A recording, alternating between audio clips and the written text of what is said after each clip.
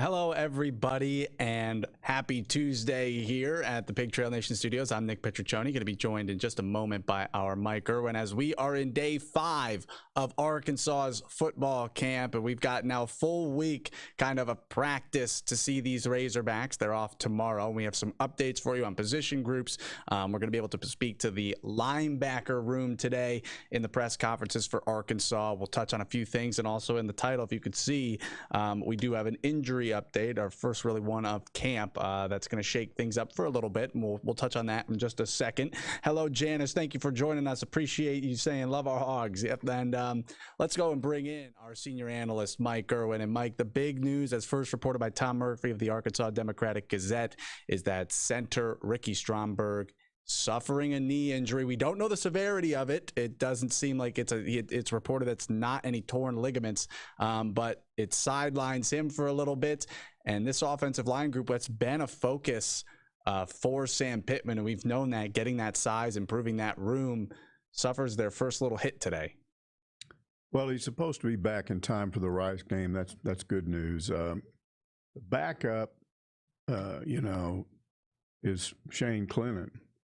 But they also have the option of bringing Ty Clary over. He's a right guard. They could move him, shift him to center, and then Bo Limmer moves into the right guard position. All those are experienced guys. Limmer's a third-year junior. The other two are fifth-year seniors. So, they've got a third-year sophomore, I'm sorry, for Limmer. But there's a lot of experience on that offensive line, and that is the difference between this year and last year. And they've got depth. They've been talking about that all the way back into last summer, and now they get their first chance to see how that depth works, and we'll keep an eye on what happens at center and what they end up deciding to do for these next week or two. Is it going to be Clary? Is it going to be Clennon? Do they sort of alternate the two? We'll see how that works out. Yeah, so for those just joining us, I know a few people are just coming in here. I see Bill, Joshua watching from Alabama, Logan, Travis. Hello, how you doing, Travis? Thank you for tuning in again. The news right now, Ricky Stromberg, as first reported by Tom Murphy of the Arkansas Democratic Gazette, is injured, suffering a knee injury, but as Mike mentioned, doesn't seem to be too serious, should be back in time for the first game, but definitely something to monitor even throughout the season. I was just at practice, and those two people that Mike mentioned were taking snaps today with the linebacker room, or the lineman room, excuse me.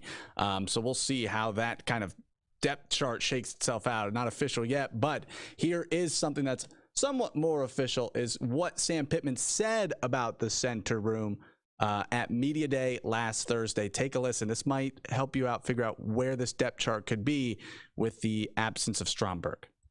You have Shane Clennon at center, backing up certainly Ricky. I believe you have to be deep at center. Them and the quarterback's the only ones that touch the ball every play. And I think you have to be deep at center.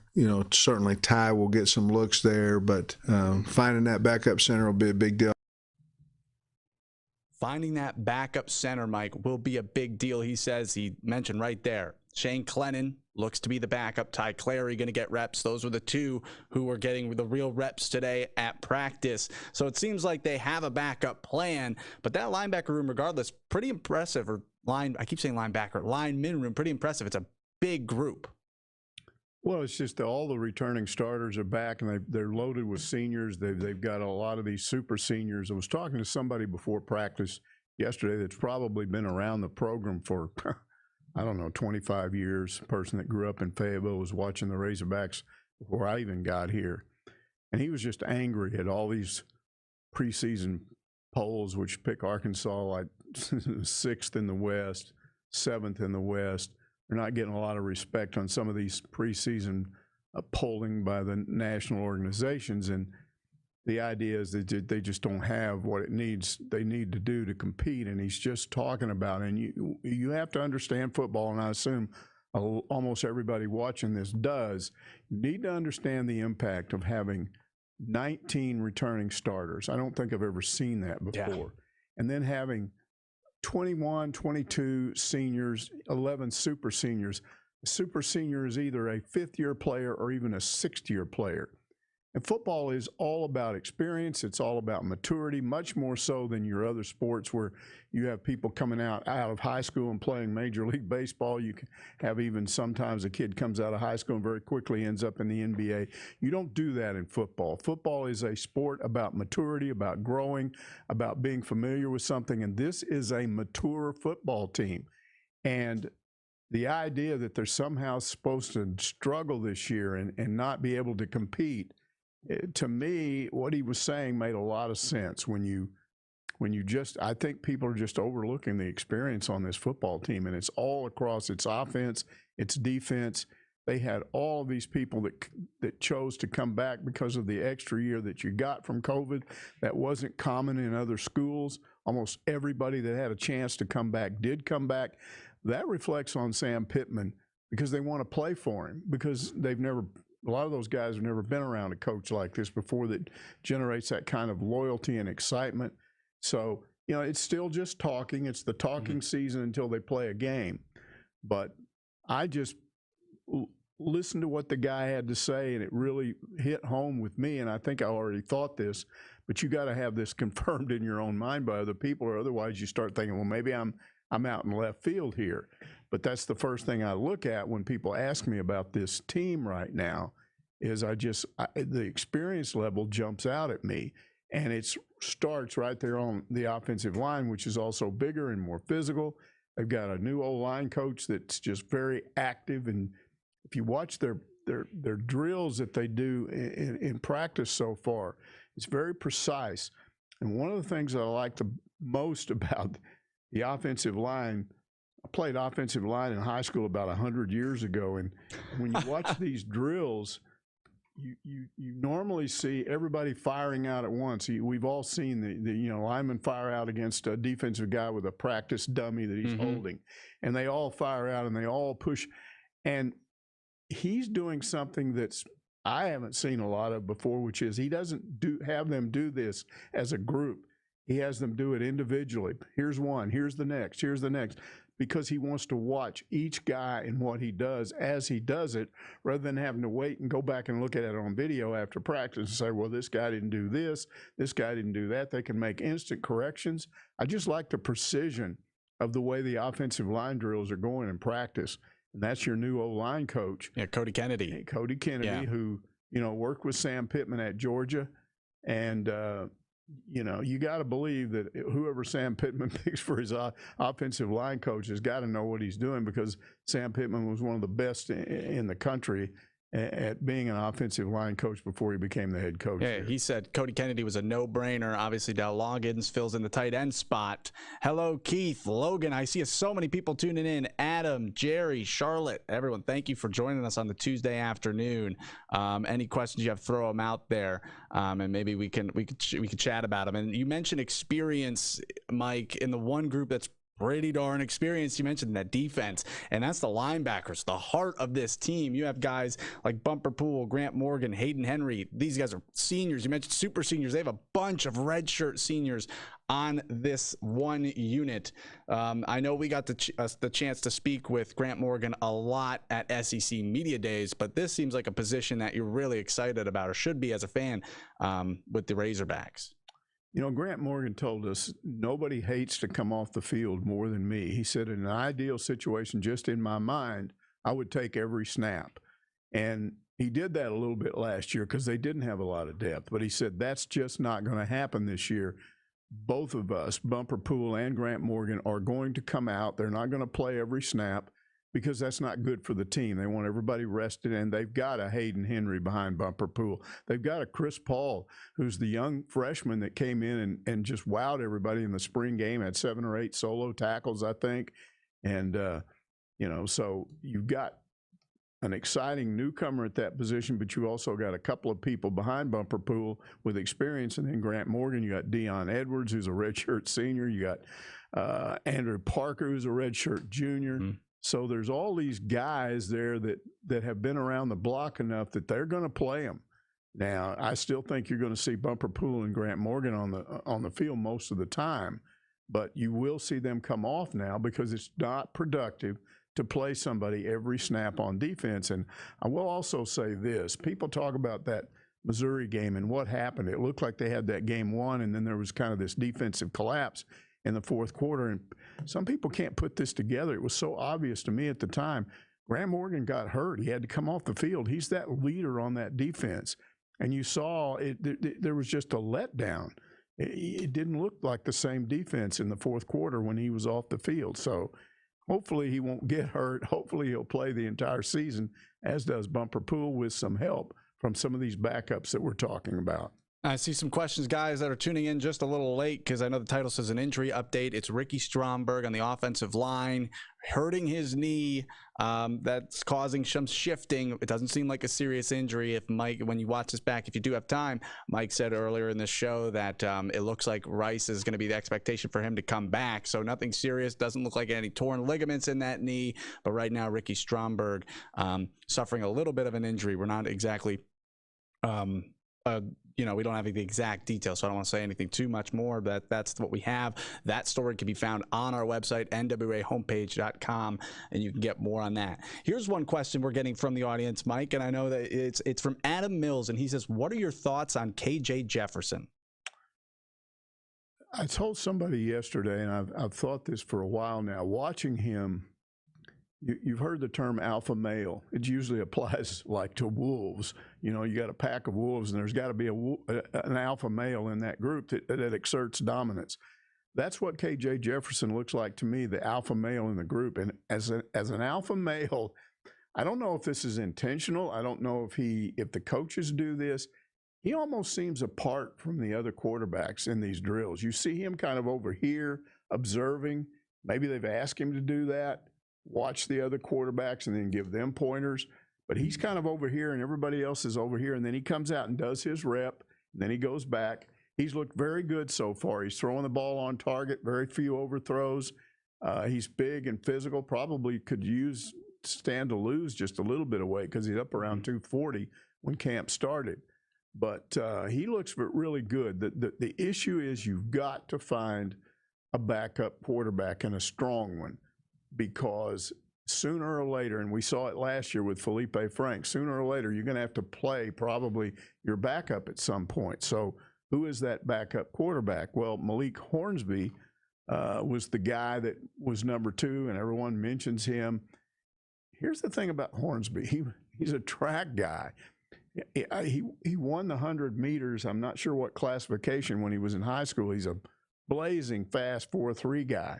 But the issue with him is how much does he rely on having to run and how much can he stay in the pocket and complete a pass? And his accuracy has not, been what it needs to be. So this fall camp, August camp, is all about getting him settled down as a passer to where they don't just automatically assume when he's in the game that he's going to take off and run, because I don't care how fast you are. If that's the MO on you, they'll have a much better chance of dealing with you. But what's interesting in this race for backup quarterback is Cade Renfro has moved up. I noticed it just today. It's the updated depth chart. He's the transfer from Ole Miss that right now technically is, I think, a walk-on. But he was their number 3 guy, left there, came here. I've been watching him so far, and he looks pretty impressive. He's accurate. He's tall. He's almost 6'4". It looks pretty quick, and he's got an accurate arm so far. Sam Pittman's mentioned him 2 or 3 times so far, and it's reflected in the fact that he's moved up the depth chart. Now, can he move past Hornsby? I don't know. But I think there's a battle shaping up there. You're talking about a real experienced guy there in Renfro. Ole Miss was loaded at quarterbacks. He's a good one, but he decided, hey, I'm not going to play behind the 2 guys they've got. So he comes here, and we'll see if he can develop as the backup quarterback here. But right now, KJ Jefferson, as everyone knows, that's your leader in the room. Mike mentioned he's about 247 set. A couple days ago, he wants to get down to about 235, 230. But everyone has been singing high praises for KJ Jefferson. But that's an interesting point you bring up. Not many people are talking about that quarterback spot, that backup quarterback spot, should something happen. Now, Mike, this is an interesting question from Alan. He says, hey, guys, years before we always had obvious weaknesses. Do we have any this year? Mike, do we have any obvious weaknesses on the Arkansas football team? You know, it's hard to say until you watch these guys play. And we haven't even watched them scrimmage, and I doubt that we will get to see them scrimmage. But even when you watch a team scrimmage, you know, it's hard to tell because when one unit looks good, the other doesn't look good or whatever. So I think it's going to be at least the Rice game before we see if there are some, if you just look at what's coming back, you would have to say the weakness on offense might be your quarterback, because that's one of the few spots where you don't have a returning starter. And up until, I would say, toward the end of last year, when KJ Jefferson came in and played he played against Missouri, he played against Alabama. Until then, I really had my doubts about him, but he looked good in those two games. Then last spring, in the first couple of scrimmage type things we saw in the spring, I wasn't impressed with him at all. And then I watch him in the spring game, and he looks really good. So I hesitate to say that he's a weak spot. I would say that's still got to be a question mark until we see how he performs in a game. But I just don't see how you can say the offensive line is a question mark when they have all that experience. I don't see how you can say running back is a question mark when you've got your returning starter from last year and they've got a deep room of guys that have all been impressive so far. I don't know that you got a weak spot on defense. I think last year you might have said cornerback at times was weak. Certainly not at safety. You got one of the best safeties in the country back there. So I don't know. Linebackers, you got two top tacklers in the SEC returning. I think what they're working on, both of them this year, is to be better in pass coverage. And the defense has come up with some early interceptions in some of these these drills where you got offense going up against defense. I did see something that I thought was really interesting on Saturday. Sam Pittman had mentioned on Media Day that, and I had said last summer, I had told people they're going to run the ball more this year. And why did I say that? Because of him, Sam Pittman. If you go back and look at when he was the offensive line coach here under Brett Bielema, the big difference between year one and year two was the running game. He got the offensive line bigger. They played bully ball that year. I keep mentioning that Texas Tech game where Texas Tech had the ball 3 times in the entire second half because Arkansas would go on to these ball control drives. So I think they're going to run the ball more this year. Well, then he confirmed that, Sam Pittman did, in the Media Day press conference when he said, we're going to have some drills in camp where it's run only, and the defense is going to know that. In other words, you got no option to throw. So all the defense has to do is pin their ears back and go after the running backs because they know that's what you're going to do. So I saw the first one of those on Saturday, and it looked brutal for a while. Nobody was going anywhere. There were guys in the backfield waiting for them. And you're thinking to yourself, where's that offensive line? What's going on here? Well, Sam Pittman calls it playing in your underwear. It's guys, just the shorts and shirts, guys and shells. You know, their helmets, their shoulder pads, and the rest of it is. And you just don't block as well when you're doing there. And it's always real kind of weird when you're sort of going full speed, but you're not, and you're not tackling to the ground, but you're still supposed to block. And, you know, it's like a leash on a dog. I think the onus is on the offensive line in that situation. They're handicapped a little more. So that probably was a little bit of what we were seeing there with a lack of running backs being able to find any holes or whatever. But then as that drill progressed, you started to see AJ Green, you know, the running back out of Tulsa, the freshman. 2 times he just zipped right through a little hole and looked impressive. Dominic Johnson looked impressive one or 2 times.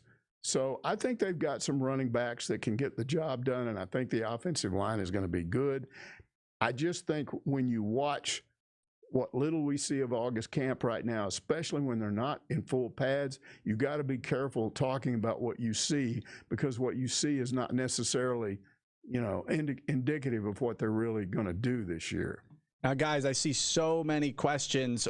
I'm sorry we can't get to all of them. We're just about wrapping up. Again, the news today, those are some updates we have, is that Ricky Stromberg of the offensive line, the center, suffering a little bit of a knee injury. Shouldn't be anything major, nothing torn in there. Just should be a slow start to get him back for the first game of the season. So we're seeing a little bit of a shift on the offensive line. If you missed some of this, if you're just joining us, this will be posted, this live stream, well, one right on our Facebook and also onto our website as well. All of these people asking about special teams, defensive line. Don't worry, I'm going to record these questions that you have, and we are going to answer them again when we get back onto here. As for tonight, because I see some linebacker questions in the comments as well, that's who we're speaking with at the press conference, is the linebacker room today. So we'll have much more of that tonight on our Pig Trail Nation shows and also right here on our social media and our website. So make sure you guys keep a lookout for that. But for now, for Nick Petraccione and Mike Irwin, guys, we're going to be updating you all throughout camp.